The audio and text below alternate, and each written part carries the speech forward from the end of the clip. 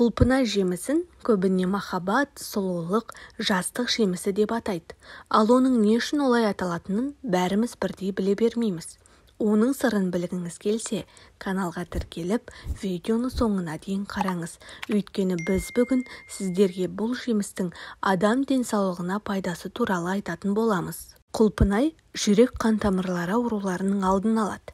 Бүгінгі таңда бүкіл әлем бойынша жүрек қан тамырлары ауруларынан қайтыс болып жатқан адамдар саны күн санап көбейіп келеді.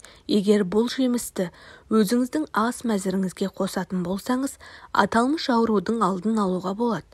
Өйткені оның құрамында холестерин деңгейін төмендететін эллогавалық қышқыл бар. Сонымен қатар, құлпынайдағы С дәрумені қан тамырларын қалыпты деңгейде ұстайды. Құлпынай жемісі беттегі пигменттік дақтарды кетіреді. Егер теріңізді ағартып, секпілдер мен пигменттік дақтардан құтылғыңыз келсе, бетіңізге құлпынайдан маска жасаңыз. Алайда әуелі білегіңізге немесе басқа жеріңізге жасап көріңіз. Егер бәрі жақсы болса, бетіңізге сала беріңіз.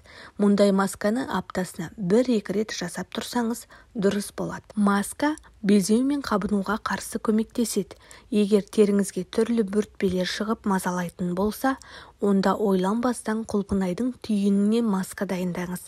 Себебі оның құрамында тері ауруларымен белсенді күресетін антиоксиданттар бар. Бұл жеміс кәріліктен де сақтайды. Құлпынайдағы антиоксиданттар бос радикалдарға қарама-қарсы әсер етеді. Сондықтан кәріліктің ауылы алыстайды. Ол үшін түскі тамағыңызды ішіп болғаннан соң 40 минуттан кейін құлпынай жеуіңіз керек. Құлпынайдың құрамындағы С дәрумені тісті сарғаюдан құтқарады. Оны тұтыну арқылы сіз белгілі бір уақыттан кейін тісіңіздің ағарғанына көзіңіз жетеді.